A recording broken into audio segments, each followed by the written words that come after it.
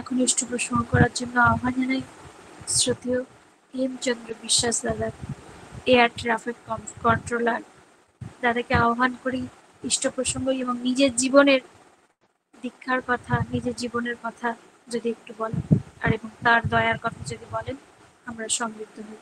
জয় গুরু দাদা, আপনার আলোচনা 40 মিনিট আপনি আলোচনা করবেন। দাদা জয় গুরু। জয় গুরু মা। জয় গুরু পরম দাদা। প্রেম পরম প্রেমময় শ্রী শ্রী ঠাকুরের শ্রীচরণে আমার অনন্ত কোটি প্রণাম জানাই। পরমাধ্যা জগৎ জননী শ্রী শ্রী বড়মা, পরম পূজ্য পাদ শ্রী শ্রী বরদা, পরম পূজ্য পাদ শ্রী শ্রী আচার্যদেব, পূজনীয় অবিন্দ দাদা এবং ইষ্ট পরিবারের সকলকে আমার প্রণাম জানাই। তৎসহ প্রণাম জানাই সৎসঙ্গে উপস্থিত সকল শ্রদ্ধা ভাজন ভক্ত দাদাদেরকে, ভক্তিমতী মায়েদেরকে এবং সকলকে আমার সশ্রদ্ধ আর আনন্দিত জয় গুরু জানাচ্ছি। মা যেই টপিকসের উপর আলোচনা করতে বললেন, মোর অর লেস আমি সেইভাবেই আলোচনা করব, যদিও এইভাবে আলোচনা বহু জায়গাতে করেছি এবং এই সৎসঙ্গে হয়তো যারা যারা আপনারা উপস্থিত আছেন তাদের একটা বড় পার্সেন্টেজ আমার সেই আলোচনা শুনেছেনও। তথাপি আবার বলবো পরমপিতার দয়ার কথা, তার কাছ থেকে কি লাভ পেয়েছি, তিনি কি কি দিয়েছেন, সেগুলো তো একদিন বললে চলবে না। কেউ যদি খুব খুব করে উপকার করে, সারা জীবন তার উপকারের কথা মনে থাকে, আমরা বলে বেড়াই। আর পরমপিতার কাছে সেটাই পেয়েছি, তিনি এত কিছু করেছেন, সেগুলো তো যতদিন বেঁচে থাকবো ততদিন বলতে থাকবো। প্রথমেই বলে নেই, আপনারা জানেন বিশ্বের সবচেয়ে বড় সায়েন্টিস্ট ফিজিক্সের উপর, তার নাম অ্যালবার্ট আইনস্টাইন। তিনি ঈশ্বর আছে এই কথাটিতেও তিনি বিশ্বাস করতেন না, আবার নেই সেটাও তিনি বলেননি, তা তো তিনি বিশ্বাস করেননি। এরকম একটি মত পোষণ করেছেন। এই বিশ্বে বহু মানুষ আছে, একটি অংশ ঈশ্বরকে বিশ্বাস করে, একটি অংশ আছে তারা ঈশ্বরকে বিশ্বাস করে না। আমরা অনেকেই জানি মিষ্টির দোকানে রসগোল্লা কিনতে পাওয়া যায় এবং রসগোল্লা খেতে মিষ্টি। আমরা যারা যারা খেয়েছি সবাই এই কথাটি বলে থাকি। এবার কেউ যদি সেটা না খেয়ে, দোকানে না গিয়ে, না টেস্ট করে বলে রসগোল্লা নামক কোনো মিষ্টি নেই, বা সেটা খেতে মিষ্টি, এটা আমি বিশ্বাস করি না, বা এটা আছে কি নেই আমি বলতে চাই না, এই ব্যাপারে কমেন্ট করতে চাই না, না হ্যাঁ কিছুই বলতে চাই না, তাহলে সেই ভাবনা চিন্তা সেগুলো হয়ে যায় মিনিংলেস। অ্যালবার্ট আইনস্টাইন হতে পারেন, তিনি একজন মস্ত বড় বিজ্ঞানী ছিলেন। এরকম আরো অনেক বিজ্ঞানী আছেন, অনেক ফিলোজফার আছেন, অনেক সাহিত্যিক আছেন, অনেক কবি আছেন, অনেক বড় বড় পলিটিক্যাল লিডার আছেন, রাষ্ট্রনায়ক তারা আছেন। আমরা যে যত বড়ই হই না কেন, ভেবে দেখুন তো, এই যে পৃথিবী, যেই পৃথিবীর উপর আমরা বসবাস করছি, টোটাল ইউনিভার্সের সঙ্গে কোনো দাদা বা মা বোধহয় আনমিউট করে দিয়েছেন, ইন্টারফারেন্স হচ্ছে। যাই হোক, টোটাল ইউনিভার্সের সঙ্গে যদি ইভেন এত বড় একটা আর্থ, পৃথিবী আমরা অনেক বড়ই বলে থাকি, তাকে যদি কম্পেয়ার করা যায়, সে কম্পেয়ার করলে এটা কিন্তু প্রায় একটা ধূলি কণার মতো এইটুকুই দাঁড়ায়। আর্থকে কম্পেয়ার যদি করি আমরা টোটাল ইউনিভার্সের সঙ্গে, যে এই টোটাল ইউনিভার্সকে যিনি সৃষ্টি করেছেন, যার কন্ট্রোল রয়েছে, যিনি সৃষ্টিকর্তা, যিনি রক্ষাকর্তা, যিনি পালনকর্তা, সবকিছুর মধ্যে যার অস্তিত্ব রয়েছে, সবকিছুর অস্তিত্বের মূলে যিনি বিরাজমান, তিনি কখনো কখনো নররূপে পৃথিবীর বুকে আবির্ভূত হয়ে থাকেন। সেটা আমাদের মতো মানুষের সাধারণ জ্ঞানের দ্বারা বোঝা সত্যিই কঠিন ব্যাপার। তাকে একমাত্র অনুভূতির দ্বারা রিয়েলাইজ করা যায়, সাধারণ জ্ঞানের দ্বারা তাকে বিচার করা যায় না। তাই বলা হয় তিনি অবাং মনুষ্য গোচরম। 1974 অল্প বয়স, জাস্ট দীক্ষা নেওয়ার বয়স হয়েছিল, আমি এবং আমার মা জামাইবাবুর কোয়ার্টার্সে এসেছিলাম। জামাইবাবু কলকাতা এয়ারপোর্টে চাকরি করতেন। তিনি বললেন যে ভগবান যুগে যুগে আবির্ভূত হন এবং সর্বশেষে শ্রী শ্রী ঠাকুর আবার এসছেন, আমাদের ঠাকুরের কথা বললেন, তোমাদেরকে দীক্ষা নিতে হবে। অল্প বয়স, ক্লাস 6 এ সেই সময় ভর্তি হয়েছিলাম। কলকাতাতেই ভর্তি হয়েছিলাম। জামাইবাবুর কোয়ার্টার থেকে পড়াশোনা করতাম। দীক্ষা জামাইবাবুর কথা মতো নিয়েছিলাম। তার আগে জানতাম ভগবান শব্দের অর্থ কিছু বুঝতাম না। শুধু বুঝতাম ভগবান বলতে বোঝায় ভগবান রাম, ভগবান কৃষ্ণ। এর বাইরে অন্তত আমার কোনো ধারণা ছিল না। সেই বয়সটি ছিল স্কুলে যাব, স্পোর্টসে কটা প্রাইজ পাবো, সেই নিয়ে আনন্দে মেতে থাকবো বা স্কুলের সামনে ওই কুলের একটু চাটনি কিনতে পাওয়া যেত, সেটা খেয়ে আনন্দে লাফাতে থাকবো। সে এটা তো সেই বয়সই ছিল। তখন ইষ্টভীতি শুরু করেছিলাম। আমি অক্রোধী, আমি অমানি, আমি নিরলস ইত্যাদি যে আমরা শতন্নজ্ঞা পাঠ করে থাকি পরমপিতার শ্রীচরণে ডেইলি, সেটা যে ঠাকুর আমার জন্য বলেছেন, আমাকেই পালন করতে হবে, এটা বুঝতেই আমার জীবনের, আমার নিজের কথা বলছি, অর্ধেকেরও বেশি সময় লেগে গেছে। ওটা শ্রী শ্রী ঠাকুর আমার জন্য বলেছেন, আমাকে ঠিক ঐরকম হতে হবে। আমরা এই যে ১ম এই বলছিলাম অনেক কিছু আ বলি, আমরা জানি, কিন্তু সেইগুলোকে শুনি, সেগুলোকে বিশ্বাস করতে চাই না। আমরা জানি ল্যাবরেটরিতে কি করে হাইড্রোজেন গ্যাস তৈরি করতে হয়, তার ফর্মুলা ভালোভাবে কেমিক্যাল ফর্মুলা দেওয়া আছে এবং কেমিস্ট্রি ল্যাবরেটরিতে সেটা করা যেতে পারে। যারা করে দেখেছি তারা জানি সত্যি এটা হয়। যারা করে দেখিনি, হ্যাঁ? তারা আমরা কিভাবে জানবো? ঈশ্বরের অস্তিত্বকে যদি আমরা ১ম এ বিশ্বাস করি, শ্রী শ্রী ঠাকুর যেইভাবে চলতে বলেছেন, সেইভাবে যদি আমরা চলি, অবশ্যই তাকে জানা যায়, তাকে বোঝা যায়। আমাদের অনুভূতির দ্বারায় শুধু বোঝা যায় না, সদা সর্বদা তাকে অনুভব করা যায়। এতক্ষণ আপনারা সকলেই নাম ধ্যান করছিলেন। এই নাম ধ্যানের কি ফল? ঠাকুর কিন্তু বিশেষভাবে বলে গেছেন, আমাদের ডেইলি মিনিমাম 45 মিনিটস নাম করার কথা। বিশ্বপিতা তিনি আমাদের জীবন বৃদ্ধির পথ দেখিয়ে দিয়ে গেছেন। বারবার ভালো জিনিস তিনি আমাদের যা দিয়ে গেছেন, আমরা কিন্তু বেশিরভাগই সেগুলোকে ইগনোর করেছি। সেগুলোকে করছি না, এখনো করছি না সঠিকভাবে। যার জন্য যতটা আমাদের পাওয়ার কথা ছিল, তিনি যা দেওয়ার জন্য এসেছিলেন আমাদের, আমাদের জীবন কানায় ভরে দিতে চেয়েছিলেন, সেটা কিন্তু আমরা সবাই নিতে পারলাম না। এটা আমাদের জীবনের বলা যেতে পারে ফেইলিউর। যাক অল্প বয়সে দীক্ষা নিয়েছিলাম। নিজের অজান্তে কখন যে ঠাকুরকে ভগবানের সেই আসনে বসিয়ে ফেলেছিলাম, আমি পূর্বে বলেছি ভগবান বলতে রাম বা কৃষ্ণকেই আমি মেনে নিয়েছিলাম। ইভেন হযরত রসুল, যেহেতু তিনি মুসলিম সম্প্রদায়ের মধ্যে এসেছিলেন, তাকেও আমি ইগনোর করতাম। আমি ভাবতাম তিনি মুসলিমদের ভগবান, আমাদের ভগবান হতে যাবেন কেন তিনি? এরকম ধরনের আমার ধারণা ছিল। পরমপিতাকে ধরে পরবর্তী জীবনে যদিও সেগুলো সম্পূর্ণ পাল্টে গেছে। সব প্রেরিত পুরুষের প্রতি শ্রী শ্রী ঠাকুরের প্রতি যতটাই টান, ততটা টান এসছে তাকে ধরে। নিজের অজান্তে তাকে ভগবানের আসনে বসিয়ে ফেলেছিলাম। প্রার্থনা করতাম ওই ইষ্টভীতির পরে। এমনি প্রার্থনা তো করতাম জামাইবাবুর সঙ্গে ২ বেলা বসে, দিদিও করতেন। সেটা অভ্যাসে পরিণত হয়েছিল। শুনে আমি প্রার্থনা শিখেছি। আলাদা করে পড়াশোনা করে শিখতে হয়নি। যা হোক, প্রার্থনা করতাম। আমি নিজে ঠাকুরের কাছে কিছু চাইতাম। কি চাইতাম?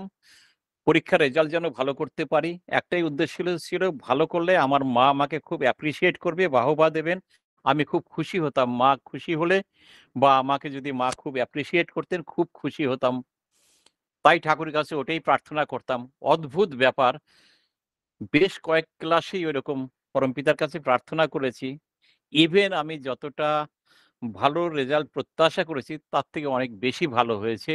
যা পরীক্ষা দিয়েছি বলে আমি ভেবেছি, তার থেকেও বেশি ভালো রেজাল্ট হয়েছে। পরমপিতার প্রতি এইভাবে ধীরে বিশ্বাস গ্রো আপ করতে থাকে, বেড়ে যেতে থাকে। তাকে ঈশ্বরের আসনে নিজের অজান্তে যে বসিয়ে ফেলেছিলাম, সেটা আমি নিজেও জানতাম না। 1974 এ দীক্ষা নিয়েছিলাম। 1984 এ হঠাৎ আমার দর্শন হয়, ঈশ্বর দর্শন অনুভূতির দ্বারা। এই যে আপনারা হাফ অ্যান আওয়ার নাম করলেন, আমার তখন হাফ অ্যান আওয়ার নাম নয়, দিন-রাত ২৪ ঘন্টার মধ্যে ২৪ ঘন্টাই নাম না করলেও নাম হতো। বুঝতাম না এটা কিভাবে সম্ভব? আমি তো করছি না।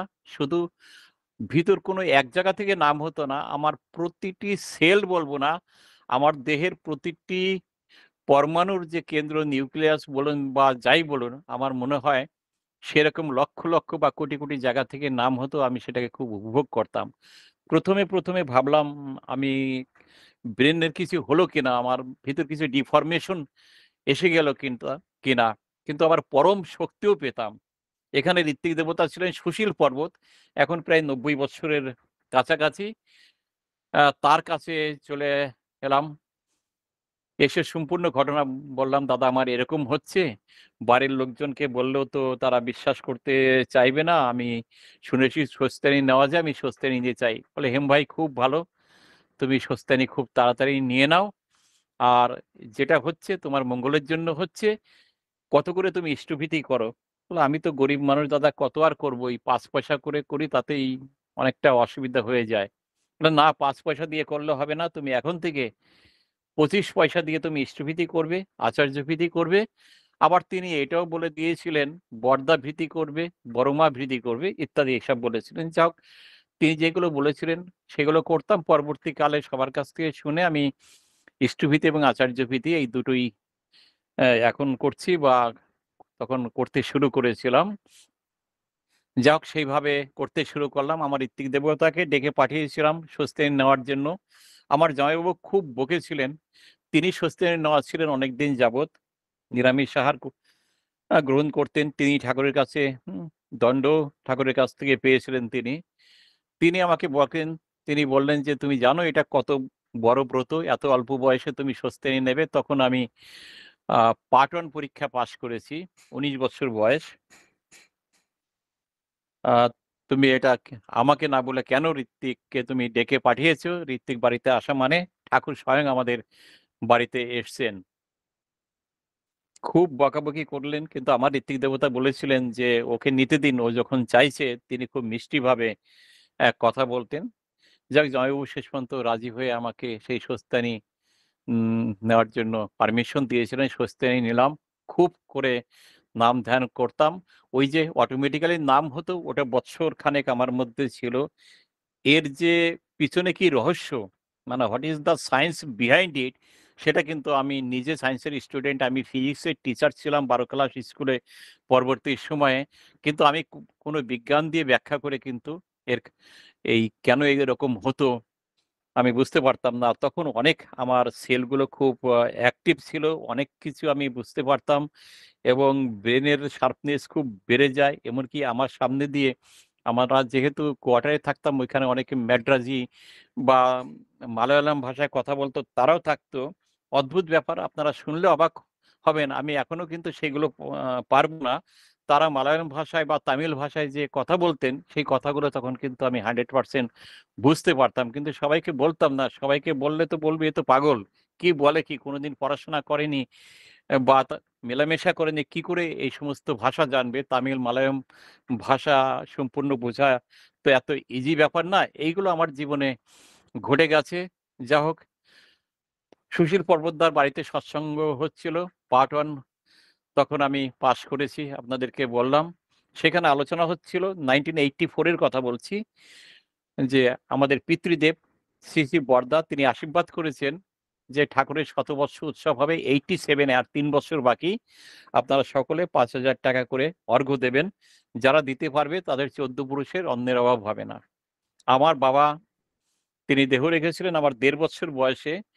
তিনি পোস্টমাস্টার ছিলেন। যা হোক তারপর থেকে আমাদের আর্থিক অবস্থা খারাপ হয়ে যায়।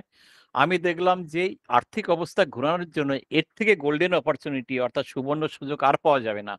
বড়দা বলেছেন ১৪ পুরুষের মধ্যে অন্নের অভাব হবে না। যদি এটা আমি পালন করতে পারি, আমি সবার কাছে চেয়ে হলেও এটা করবই। আমি ঋত্বিক দেবতাকে থামিয়ে সৎসঙ্গে একদম হাত উঁচু করে এইভাবে সাধারণত বোধহয় খুব কম লোকই বলে যে তাকে থামিয়ে হাত উঁচু করে যে এটা আমি করব আ সেটা সেখানে প্রমিস করেছিলাম। কিন্তু আমার মতো মানুষের কিন্তু পক্ষে সেটা কিন্তু করা সম্ভব ছিল না। ৳৫,০০০ তো দূরের কথা, ৳২০০ ও আমার পক্ষে দেওয়া সম্ভব ছিল না। যা হোক পরমপিতার কাছে প্রার্থনা করতে থাকি। আমি কালেকশন করেছিলাম মাত্র ₹42 পর্যন্ত আমার পক্ষে কালেকশন করা সম্ভব হয়েছিল। এর বেশি কালেকশন করতে পারিনি। এই করতে, করতে পার্ট 2 পরীক্ষা দিয়েছিলাম ফিজিক্স অনার্সের। তিনি আমার মাথায় বুদ্ধি জুগিয়ে দিয়েছিলেন যে শিক্ষকতা করে তো দেওয়া যেতে পারে, এই চাকরি খুব তাড়াতাড়ি পাওয়া যায়। আমাদের সময় শিক্ষকতা শুধু ভাইবা পরীক্ষা দিতে হতো আর মার্কশিটগুলো যদি ভালো থাকতো অর্থাৎ ভালো রেজাল্ট করা যেত মাধ্যমিক, হায়ার সেকেন্ডারি বা গ্র্যাজুয়েশন তার উপরের লেভেলগুলোতে তাহলেই শিক্ষকতা পাওয়া যেত। সেটা ঠাকুরই আমার মাথায় জুটিয়ে দিয়েছিলেন। দাদা মায়েদের কাছে আমি ১ মিনিটের জন্য আমি একটু আ বিরাম নিতে হচ্ছে ১ মিনিট যে আপনাদের কাছে অ্যাকচুয়ালি আমার বাড়িতে কেউ এসেছিলেন বারবার কলিং বেল প্রেস করাতে বাড়িতে মিসেস ছিল না, যেতে হয়েছিল।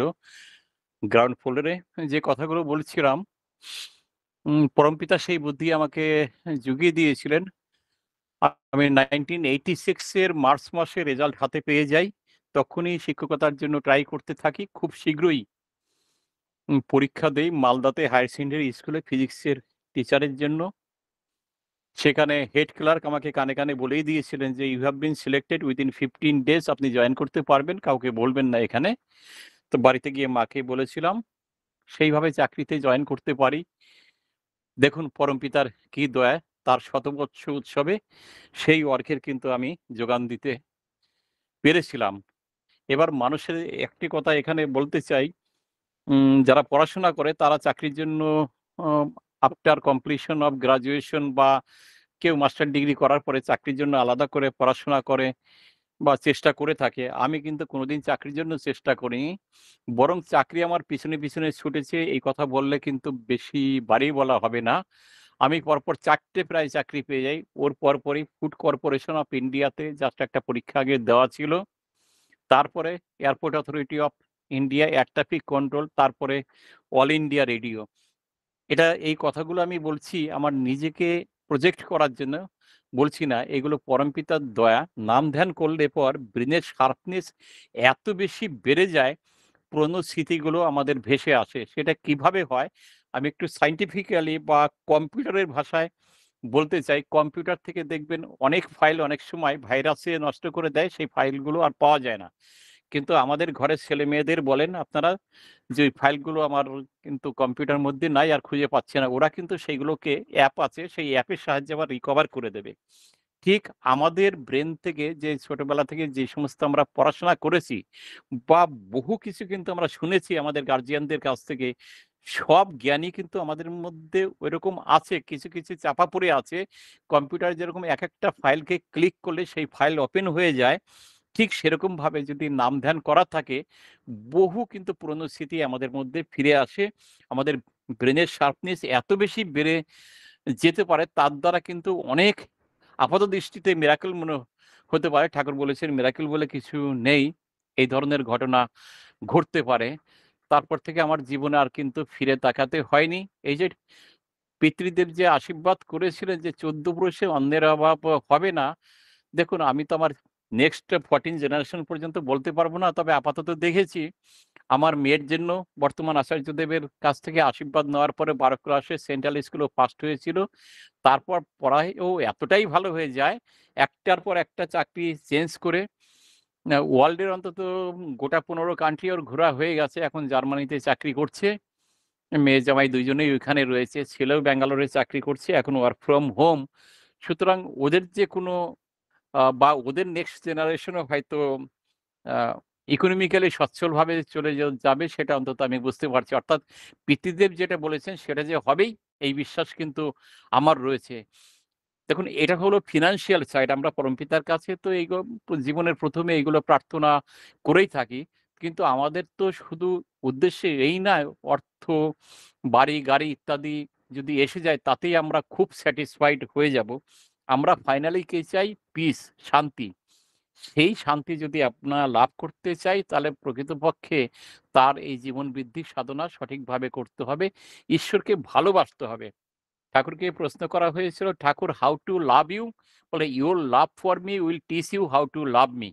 অর্থাৎ আমার প্রতি আপনার যে ভালোবাসা সেটাই বলে দেবে আমাকে কি করে ভালোবাসতে হয়। ঠাকুর একবার একজনকে বলে ফেলেছিলেন, "তোর বাড়ির কুকুরকে যেইভাবে ভালোবাসিস, সেইভাবে না হয় আমাকে ভালোবাসিস।" আমরা দেখুন নিজেদের জন্য কত টাকা-পয়সা ইত্যাদি খরচা করে থাকি। আর ঠাকুরের ইষ্টভীতি কেউ ৳১, কেউ ৳২, ৳৫, ৳১০ বা ৳২০, ৳২৫ ঊর্ধ্বে অনেকেই করতে চাই না আমরা। আমাদের ভিতর রয়েছে।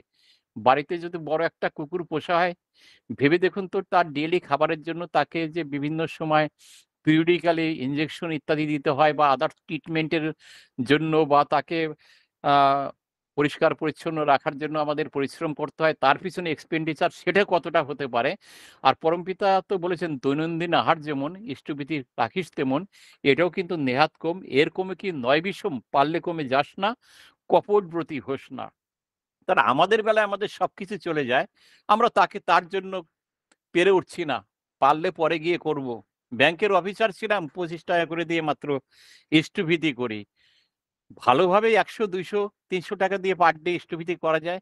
কিন্তু করব না। ঠাকুর যে বাণী দিয়েছেন, নিজের বেলায় সব চলে তোর, প্রেষ্ঠে দিতে আঁটিকুটি, উন্নতি তাই পথ হারালো, পাওয়ার পথটি দিলি রটি।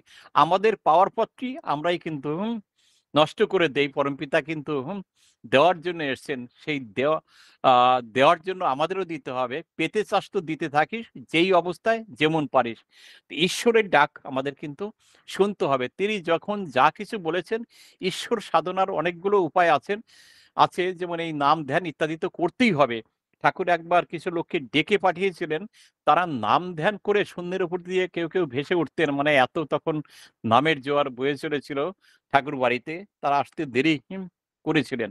ঠাকুর বলেছিলেন যে, "দিলাম সুতো কেটে।" তারপর দেখা গেল তারা নাম ধ্যান করল, তাদের ভালো কাজ হচ্ছিল না। যা হোক, সব তাই সত্যানুসরণ তিনি বলেছেন, "সদ্গুরুর আদেশ পালনের মতো মন্ত্র আর কি আছে?" তিনি যেটা আদেশ করবেন, সেটা পালন করা কিন্তু তখন কিন্তু নাম ধ্যানের থেকেও অনেক বেশি বড়। দয়াল বলেছেন এটা করতে। ওই যে ভক্ত হনুমানের মতো, "জয় শ্রীরাম, চললাম সেটা করতে, জয় গুরু" বলে সেটাই কিন্তু করতে হবে। এখন পরমপিতা আমাদের সত্যানুসরণ, তার যে পবিত্র গ্রন্থে তো বলেই গেছেন, নারীর নীতি আরো বহু গ্রন্থ আছে, সবগুলিরই নাম আপনারা জানেন, ডেইলি পাঠ হচ্ছে। কিন্তু আচার্যদেবের মধ্যে দিয়ে তিনি লীলা করবেন, এটা কিন্তু তিনি বলেই গেছেন। তিনি যেটা বলছেন সেটাই কিন্তু পরমপিতার আদেশ। ডিপি ওয়ার্ক বারবার আচার্যদেব, পূজনীয় অবিন্দ দাদা আমাদের করার জন্য বলেছেন। কেন করার জন্য বলছেন? এইগুলো কিন্তু সৎসঙ্গের যে আমাদের হেডকোয়ার্টার, সেখানকার ডেভেলপমেন্টের জন্য বা আচার্যদেব নিজে ভালো থাকার জন্য ইত্যাদি, সে সেটা কিন্তু মেইন রিজন না। আমাদেরকে ভালো রাখার জন্য এই কর্মগুলো আমাদের দিয়েছেন। আমরা যে যত তার আশীর্বাদ কুড়িয়ে নিতে পারবো। ঠাকুরের কাছে অনেক সময় অনেকে আশীর্বাদ চাইতে যাইতেন যেতেন। ঠাকুর বলতেন, "আশীর্বাদ করাই আছে, কুড়িয়ে নিতে হয়।" এই যে ডিপি ওয়ার্কের আশীর্বাদ আমাদের করেছেন। বিভিন্ন জায়গায় কেন্দ্র মন্দিরের আশীর্বাদ করেছেন। আমাকেও একটি কেন্দ্র করতে বলেছেন, অর্থাৎ মন্দির, বেতোয়াডহরি। ওইখানে কিন্তু ডেইলি ২ বেলা প্রার্থনা, সেই ঘর করা হয়ে গেছে। ১১ শতক জমি কেনা হয়ে গেছে আচার্যদেবের কাছে। এবার বড় করে যে কেন্দ্র কিরকম প্ল্যান করে করা হবে, সেইজন্যই আগামী পরশুদিন তার কাছে যাচ্ছি। কোড নাম্বার জেনারেশন হয়ে গেছে। অনেক অর্ঘ্য জমা পড়েও গেছে, মানুষে দিতে শুরু করেছে। যাই হোক, তিনি আদেশ করেছেন।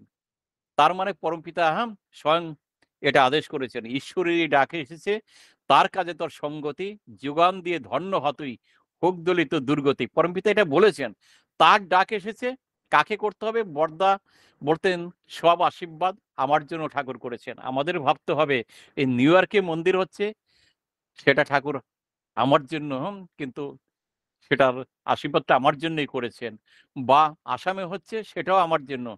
ত্রিপুরাতে হচ্ছে বা আমাদের ওয়েস্ট বেঙ্গলে হচ্ছে, যেখানেই হোক না কেন, পরমপিতার সব আশীর্বাদ পালনের দায়িত্ব কিন্তু আমার। এইভাবে যদি আমরা চিন্তা করি এবং যদি চেষ্টা করি, তার জন্য দরকার হলো, যেমন আচার্যদেব একবার দেখছিলেন, একজনে প্রশ্ন করেছেন আচার্যদেবকে, "আচ্ছা, আপনার তো এত টাকা, তাই বউরানীমা এত মানুষকে দান করে, আপনার টাকা আছে বলে আপনি সেইগুলোকে দিতে পারেন। বউরানীমাও ইচ্ছামতো মানুষকে সেইভাবে অর্থকড়ি দিয়েই চলেছেন।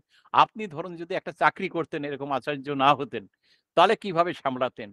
আচার্যদেব, আমি নিজে বসে শুনেছি কিন্তু এই প্রার্থনার পরে তিনি যেখানে বসেন, আমি সবসময় যতবারই যাই ঠাকুরবাড়িতে তার কাছে বসি। তিনি উত্তর দিয়েছিলেন, "আমি দরকার হলে এক্সট্রা আরো কাজ করতাম, যাতে তিনি ওইগুলো করতে পারেন।"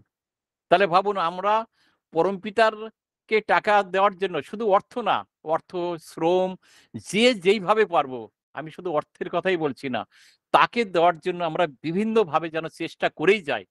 বাস্তবে এই করার মাধ্যমেই কিন্তু তাকে ভালোবাসতে হবে। Love without loving service is ever sterile.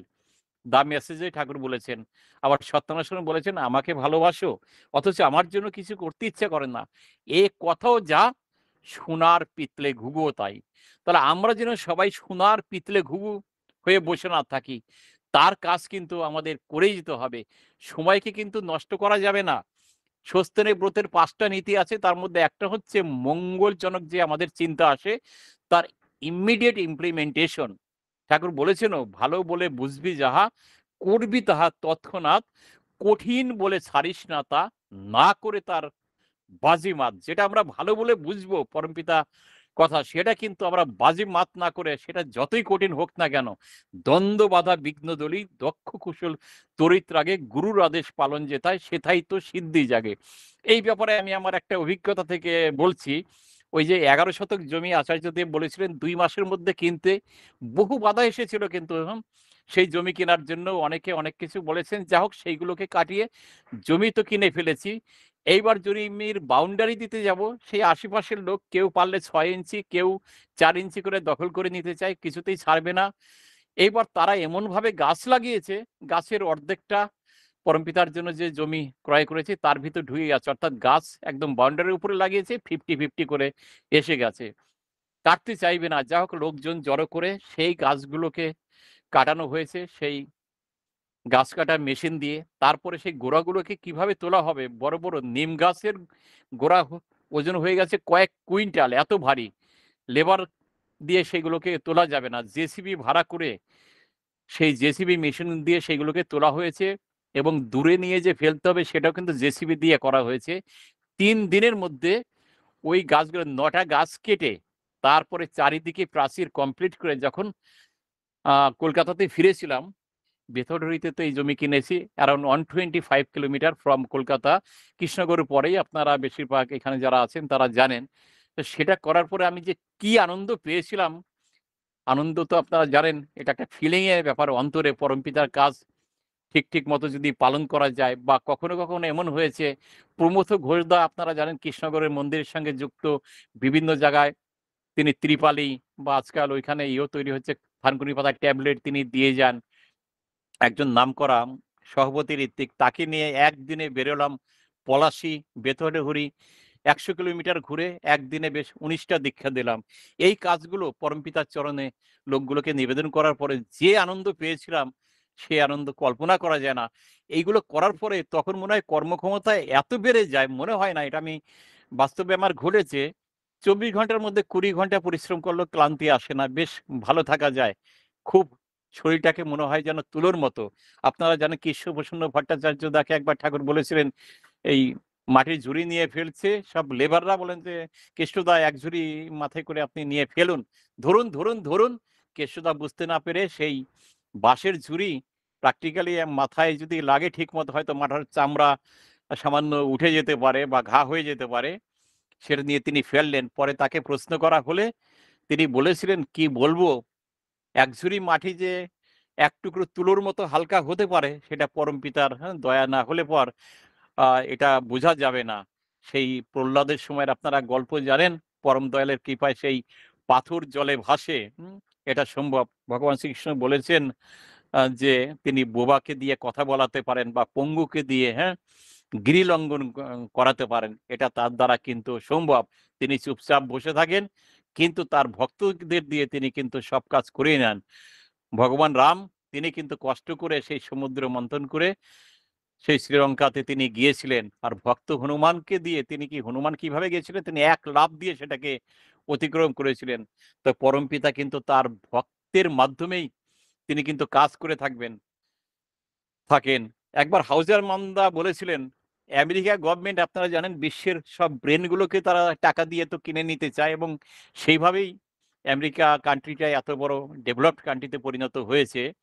ওইখানকার গভর্নমেন্ট অফার পাঠিয়েছিল যে, তোমাদের কান্ট্রিতে এত বড় ব্রেন আছে, ঠাকুরের কথা শুনেছে যে তিনি সর্বজ্ঞ, অটোমেটিক্যালি তিনি ইংরেজি, ল্যাটিন, স্প্যানিশ বিভিন্ন ভাষায় বাণী দিয়ে থাকেন। বাংলা ভাষায় হাজার তিনি বাণী দিচ্ছেন। সব সমস্যার সমাধান তিনি পেরে যাচ্ছেন। মৃত মানুষকে পর্যন্ত তিনি জীবিত করে দিচ্ছেন। আমেরিকা অফার দিয়েছিলেন বড় অঙ্কের টাকা ওনাকে আমাদের কান্ট্রিতে নিয়ে আসো তুমি। তা হাউজার ম্যানদা যখন এসে বললেন ঠাকুরকে, ঠাকুর বললেন, হ্যাঁ আমি তো যেতে চাই, কিন্তু আমি তোর কাঁধে চড়ে যেতে চাই। দেখুন, আমাদের থ্রুতে তিনি কিন্তু কাজ করতে চান। এই কলিযুগে তিনি যে শ্বেত অশ্বতে করে ভ্রমণ করবেন এবং তার হাতে থাকবে তলোয়ার, সেই তলোয়ার দিয়ে তিনি দুষ্কৃতীদের দমন করবেন, এটা কিন্তু ধর্মগ্রন্থে লেখা আছে। কল্কি অবতার, তিনি হবেন একদম সর্বশ্রেষ্ঠ অবতার। তাকে প্রশ্ন করা হয়েছিল, আপনার সেই শ্বেত অশ্ব কোথায়, বা হাতে আপনার সেই শট মানে তলোয়ার কোথায়? তিনি বলেছিলেন, ওই যে দেখিস না ধুতি পাঞ্জাবি পরা আমার কর্মীরা, ওরা হচ্ছে আমার শ্বেত অশ্ব, আর শট অর্থাৎ তরবারি এই যে আমার নাম, সেই নাম দিয়ে মানুষের ভিতরে যে দুষ্কৃত শক্তি, অসুরত্ব, সেই অসুরত্বকে তারা প্রতিনিয়ত তারা কিন্তু সেইগুলোকে মেরে ফেলছে। অর্থাৎ একটা পশুকে তারা দৈব মানুষে কনভার্ট করছে। আমাদের সৎসঙ্গে এরকম অসৎ মানুষ, যারা এমন কোনো খারাপ কাজ করেনি জীবনে, যে বাকি নেই খারাপ কাজের কিছু, সেই মানুষ আমাদের দমদম অঞ্চলে একজনের নিজে বলতেন সৎসঙ্গে দাঁড়িয়ে, এই যে দুটো হাত দিয়ে আমি এমন কোনো খারাপ কাজ নেই যে করিনি। আর এখন কি হয়েছে, সিসি দাদা তাকে আশীর্বাদ করেছিলেন মন্দির কনস্ট্রাকশনের জন্য, বলছিলেন যে আমার মতো মানুষকে আজ মানুষের টাকা আমার পকেটে দিয়ে মানুষে প্রণাম করে আমাকে, তাহলে আমি কি মানুষ? আজকে আমার জেলে পচে মরার কথা, আর সিসির দাদা আমাকে এই জায়গায় নিয়ে আসছেন। তাহলে দেখুন, একটা মানুষের কত পরিবর্তন পরমপিতা এগুলো করে গেছেন। শ্রী শ্রী আমাদের বড়দা, আমাদের পিতৃদেব, তিনিও করেছেন। আমরা ভাবি, দেখুন এই যে দুই একটা কথা এসে যায় বড়দা সম্বন্ধে, দুই একটা কথা বলি, ভাবি তাদের এত অর্থ, কোটি কোটি টাকা দিয়ে মানুষে আমাদের বর্তমান আচার্যদেবকে প্রণাম করছে। আমরা ভাবতে পারি তারা বোধহয় টাকার অপচয় করে থাকেন বা বিলাসবহুল জীবনযাপন করেন, সেরকম কিন্তু করেননি। আপনারা জানেন সমীর পর্বতদা, সুশীল পর্বতদার ভাই, উনি দেওঘরে থাকতেন। উনি আর শান্তি ঘটকদা আগে রুম অ্যালটমেন্ট করে থাকতেন, ওনাদের কাছ থেকে গিয়ে রুম বুক করতে হতো দেওঘরে গিয়ে। সেই সমীর দা একদিন বড়দা যে টয়লেটে গিয়ে টয়লেট করতেন, গিয়ে দেখেন সেখানে একটা মগ রয়েছে, ছোট মগ, তাতে এত নোংরা হয়ে গেছে, মগটার অবস্থা খুব খারাপ। এবার তিনি সেই মগটা করলেন কি, সেখান থেকে সরিয়ে স্টোর রুমে রেখে নতুন একদম চকচকে ঝকঝকে একটা মগ সেখানে রেখে আসলেন। পরের দিন বড়দা টয়লেট থেকে এসে একদম মুখ ভারী, কি ব্যাপার কি ব্যাপার সবাই বুঝতে পারছেন না। কারো কাছ থেকে এটা জানা গেল, সমীর দাকে এসে একজনে বললেন যে তুমি এমন কাজ কেন করেছো, যে বড়দা যে মগটা এখানে ব্যবহার করতেন সেইগুলোকে কেন তুমি ওইখান থেকে সেটাকে কেন সরিয়েছো? বড়দা ওতে খুশি নন। সমীর দা তাড়াতাড়ি গিয়ে সেই আগের মগটাকে অ্যাসিড দিয়ে একদম পরিষ্কার করে সেই নতুনের মতো হয়ে গেল, আর আগের মগটাকে সরিয়ে সেখানে রেখে দিয়েছিলেন। বড়দা তখন তাকে ডেকে খুব অ্যাপ্রিসিয়েট করেছেন, বলেছিলেন এটাই হচ্ছে কাজ, ও আমাকে এতদিন ধরে সার্ভিস দিল, আর একটু পুরানো হয়ে গেছে তুই ওকে ফেলে দিবি? আবার একবার বড়দা গেছিলেন আমাদের ডিব্রুগড় মন্দিরে, সেখানে গিয়ে দেখে একটা কল থেকে ফোঁটা ফোঁটা জল পড়ছে। হতেই পারে, আমাদের বাড়িতে তো এরকম ঘটনা বহু সময় ঘটে থাকে। আমরা দেখা গেল 6 মাস ওইভাবেই চললাম, তারপরে হয়তো কোনো প্লাম্বারকে ডেকে ঠিক করলাম। বড়দা এত রেগে গেলেন, তিনি ওই মন্দিরে থাকলেন না, অন্য মন্দিরে চলে গেলেন। সেই মন্দির থেকে ফোন এলো যে বড়দা ওই যতক্ষণ না শুনতে পাবেন ওই কলটা সারাই হচ্ছে, ততক্ষণ তিনি কিন্তু কোনো অন্ন গ্রহণ করবেন না, কোনো খাবার কিছুই খাচ্ছেন না। তখন তাড়াতাড়ি করে সেই দেবীদুর্গার মন্দিরে যারা ছিলেন তারা ওই কল সারাই করে সংবাদ দেন যে কল সারাই হয়ে গেছে। তারপর কিন্তু বড়দা অন্ন গ্রহণ করেন। আমরা বাড়িতে কি, আমরা যে সমস্ত ওয়াটার ফিল্টার ব্যবহার করে থাকি, কখনো কেন্টের করি বা অ্যাকোয়াগার্ড ইত্যাদি আমরা করে থাকি, দেখবেন যে একটা পাইপ দিয়ে জল পড়ে যাচ্ছে, সেই জলের অপচয় হয়। আমাদের বর্তমান আচার্যদেব যেহেতু জলের অপচয় হয়, তাই তিনি পিউরিট, যেটা পুরনো মডেল, অর্থাৎ ঢাললে যেটা ফিল্টার দিয়ে ফিল্টার হয়ে যায়, নতুন মডেল না, কিন্তু কিছুদিন পর পর ফিল্টার পরিষ্কার করে নিতে হয়, জল কিন্তু নষ্ট হয় না, তিনি সেটা ব্যবহার করে থাকেন। ওই ধরনের ফিল্টার, পিউরিট কিনা আমি ঠিক বলতে পারবো না, যা হোক কোন কোম্পানির, কিন্তু ওই ধরনের ফিল্টার তিনি পছন্দ করেন। কোনো কিছুর অপচয় কিন্তু তিনি পছন্দ করেন না। তাহলে কিভাবে তারা চলেন প্রত্যেকটা জিনিস, এইগুলো কিন্তু আচার্যদেবের এই যে তিনি যেটা করছেন, পরমপিতার কথাগুলোকেই আচরণের মধ্য দিয়ে তিনি কিন্তু পালন করছেন, তাই তাকে আমরা আচার্যদেব বলে থাকি বা আচার্য বলে থাকি। তাই ঠাকুর বলেই দিয়েছেন আচার্যকে বাদ দিয়ে তুই জ্ঞান গবেষণ করবি যত, সামঞ্জস্য থাকাই কঠিন, পথ হারাবি তুই প্রতিনিয়ত। বারবার আমাদের কিন্তু তার সঙ্গ করতে হবে। আমি নিজে বসে তার পাশ থেকে শুনেছি, তিনি বলেছেন, কেউ যদি আমার হাত ধরে চলে, সে যা চাইবে তাকে তা পাইয়ে দেওয়ার ক্ষমতা আমি রাখি। বিভিন্ন সময় সত্যানুসরণে বিভিন্ন কথা নিয়ে তিনি আলোচনা করেন। তুমি যত লোকের সেবা করবে তত লোকের যথাসর্বস্বের অধীশ্বর হবে। যথাসর্বস্বের অধীশ্বর এর মিনিং কি? সবাইকে জিজ্ঞাসা করা হচ্ছে, কেউ কিন্তু ভালোভাবে বলতে পারছেন না। ঠাকুর বললেন যে, আচার্যদেব বললেন যে, অধীশ্বর মানে নিয়ামক। আমি যদি কোনো পরিবারের সেবা করি, করতে করতে একটা সময় এমন আসবে, তারা হয়তো মেয়ের বিয়ে দেবে, আমাকে বলবে, দাদা এই জায়গায় মেয়ের বিয়ে দিচ্ছি, ঠিক হবে কিনা?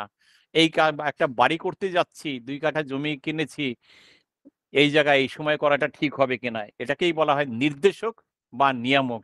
এরকম বিভিন্ন কথা ধরে ধরে তিনি যা আলোচনা করছেন, আজকাল কল্পনা করা যায় না।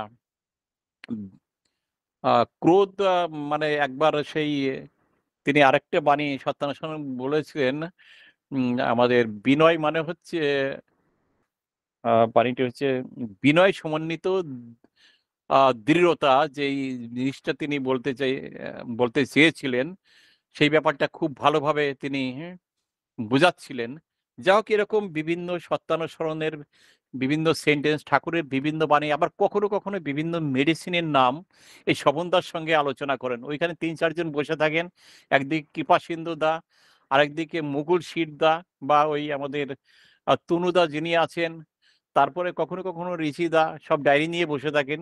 আচার্যদেব যেটা বলছেন তারা লিখতে থাকেন। ধরুন মুকুল শিরদার দিকে তাকিয়ে যখন আ বলা হচ্ছে কিছু, তিনি কিন্তু লিখতে পারছেন না। তখন কিন্তু কৃপাসিন্ধু রক্ষিত দা লিখে যাচ্ছেন, বা ভাইসি ভার্সা, এরকম করে আচার্যদেবের কথাগুলো লিখছেন। আচার্যদেব যে কিভাবে ঠাকুরের কথাগুলো আমাদেরকে সুন্দর করে বুঝিয়ে দিচ্ছেন, কল্পনা করা যায় না। এবং পূজনীয় গোবিন্দ দাদাও কিন্তু সেইভাবে আ তৈরি হয়ে আছেন। তিনি এই বয়সে কি সব বলতে শুরু করেছেন যে, আর কিছু পারি না পারি, কম করে জীবদ্দশায় অর্ধেক পৃথিবীটাকে নাড়ি দিয়ে যাব। বা কেউ যদি হতাশাগ্রস্ত হয়ে যান, আমার বয়স 60 ক্রস করে গেছে, আমি জাস্ট কিছুদিন আগে রিটায়ার করে গেলাম। আমাদের মতো মানুষের পক্ষে এই ধরনের কথা বলা সম্ভব না, যেটা তিনি বলেন যে, কেউ যদি হতাশা হয়ে যান, তাহলে যশোরের একটা টিকিট কেটে চলে আসবেন, আমি আপনাদের জন্য অপেক্ষা করব। এত বড় আশ্বস্ত আমরা কাউকে করতে পেরেছি আজ পর্যন্ত। এতটা বয়স হয়ে গেছে, আমরা ভাবি আমরা বিদ্বান হয়ে গেছি, অনেক বড় অফিসার হয়ে গেছি, ইত্যাদি ইত্যাদি বহু কিছু। কিন্তু ওই যে ঠাকুর বলেছেন, তুমি যদি বিদ্বান হতে পারো বা পণ্ডিত হতে পারো, কিন্তু তুমি যদি অবিশ্বাসী হও, তাহলে আমরা সেই ওইরকমই কলের গাড়ে রেকর্ডের মতো বা ভাষাবাহী বলদের মতো। তা আমাদের জ্ঞানের সীমা কিন্তু ওইটুকুই। কেন আমাদের ভিতরে রয়েছে অহং। অহংটা যখন পাতলা হবে, ঠাকুর বলেছেন, আমাদের জ্ঞানের বা দর্শনের পাল্লা তত বিস্তৃত লাভ করবে। আর অহংটা যখন মিলিয়ে যাবে, জীব তখন সর্বগুণ সম্পন্ন নির্গুণ হবে। পরম দয়াল সবটা ছিলেন। তিনি যা যা বলে গেছেন তার মূর্ত প্রতীক স্বয়ং তিনি নিজেই। যা যা বলেছেন সেই থিওরিগুলো তিনি নিজে কিন্তু প্র্যাকটিক্যাল করে দিয়ে গেছেন। আমরা বিজ্ঞানের থিওরি পড়েছি, তারপরে আবার প্র্যাকটিক্যালি সেটাকে প্রুভ করে দেখেছি। তিনি যে থিওরিগুলো, অর্থাৎ বাঁচা বাড়ার জন্য যজন যজন ইষ্টবিধি সস্তারি সদাচার, হাজার হাজার বাণী, ইংরেজি, হিন্দি, সংস্কৃত, ইংলিশ ইত্যাদিতে দিয়েছেন, বা বিভিন্ন আলোচনা প্রসঙ্গে, কথা প্রসঙ্গে, সব কিন্তু তার জীবনের মধ্য দিয়ে সেগুলো কিন্তু পরিস্ফুট হয়ে উঠেছে। যা হোক, তার জীবন আর তার কথা, এই দুটোর মধ্যে কিন্তু কোনো ফারাক নাই। দেখুন, প্রিয় পরমের অনন্ত অসীমের কথা আমার টাইম হয়ে গেছে, বলে শেষ করা যাবে না। লিমিটেড টাইমের মধ্যে আনলিমিটেডকে নিয়ে ডিসকাশন করা যায় না। অসীম যখন সসীম হন, সীমায় স্থান, বৃত্তিভেদে টান জাগলে দেখবি ভগবান। আমরা তার কাছে আত্মসমর্পণ করে তার পায়ে মাথা ঠেকিয়ে বলবো যে, তুমি আমাকে দিয়ে দয়াল করিয়ে নাও। Thy will is good, I don't know what will make me good, let thy will be fulfilled in me. যারা যারা এই মহতী সৎসঙ্গে এতক্ষণ উপস্থিত আছেন, ধৈর্য ধরে আমার মতো সাধারণ মানুষ, যার বিদ্যা বুদ্ধি খুবই কম, তার কথা শুনছেন, তাদের সকলের জন্য তৎসব বিশ্বের প্রতিটি মানুষ, এবং যেহেতু আমার প্রিয় পরম গাছপালা, পশু পাখি সবকিছুকেই তিনি ভালোবাসতেন, জীবজগৎ সবকিছুকেই, তাই সবকিছুর জন্য প্রিয় পরমের কাছে মঙ্গল প্রার্থনা করে আমি আমার বক্তব্য এখানেই শেষ করছি। জয় গুরু, জয় গুরু, জয় গুরু। জয় গুরু দাদা, জয় গুরু। খুব সুন্দর আলোচনা আপনি করলেন। নিজের জীবনের কথাও শুনলাম, আমরা প্রত্যেককে সমৃদ্ধ করলেন প্রত্যেককে। জয় গুরু। আপনি বললেন যে স্রষ্টা আমাদের সৃষ্টি করেছেন আমাদের জন্য, তাকে অনুভূতির দ্বারা জানা যায়। তিনি বিভিন্ন রূপে বিভিন্ন নামে আমাদের এই ধরাধামে এসেছেন আমাদের রক্ষা করার জন্য। নাম ধ্যান করলে স্মৃতিশক্তি বেড়ে যায়, তার বিধি মেনে চললে তিনি আমাদের পাশে থাকেন। দৈনন্দিন আহার অনুপাতে ইষ্টভৃতি করতে হয়, কৃপা পেতে হলে করতে হবে। আশীর্বাদ মানে অনুশাসনবাদ। ভালো বলে যে কাজ মনে হবে সেই কাজ তখনই করতে হবে। এটা সস্তায়নের প্রথম বাণীটা দিয়ে আপনার কথা আলোচনা করলেন যে মন্দির তৈরি করার কথা, যে শ্রী ঠাকুর বলেছিলেন, বড়দা বলেছিলেন, সেই মন্দিরের কথা নিয়ে আলোচনা করলেন। এবং আরও আলোচনা করলেন যে নাম মানুষকে দেবত্বে পরিণত করে। বড়দা অপচয় পছন্দ করতেন না, তার হাত ধরলে তিনি আমাদের হাত ধরেন। অহং পাতলা হলে জ্ঞানের ভান্ডার বেড়ে যায়। বড়দা হলেন জীবন্ত সত্যানুসরণ, তার কাছে কিছু চাইতে নেই, এটুকু বলতে হয় যে তোমার ইচ্ছায় মঙ্গল, আমার ভিতরে তোমার ইচ্ছে পূর্ণ হোক ঠাকুর, এই কথা বলতে হয়। জয় গুরু দাদা, খুব সুন্দর আমাদের আলোচনা করলেন, আমাদের প্রতি প্রত্যেককে সমৃদ্ধ করলেন। আপনার জীবনের দয়ার কথা শুনে আমাদের প্রতি প্রত্যেকে সমৃদ্ধ হলাম। পরম পিতা বাংলার আত্মিক চরণে আপনার সার্বিক মঙ্গল প্রার্থনা করি দাদা। খুব ভালো থাকুন, সুস্থ থাকুন, আবারও আসবেন, তার কথা শুনে তার প্রতি আমাদের তন্মুখী করে তুলবেন। আপনার পরিবার পারিপার্শ্বিকের সবার সুদীর্ঘ নিরোগী প্রার্থনা করি আমরা সবাই দয়ালের আত্মিক চরণে। জয় গুরু।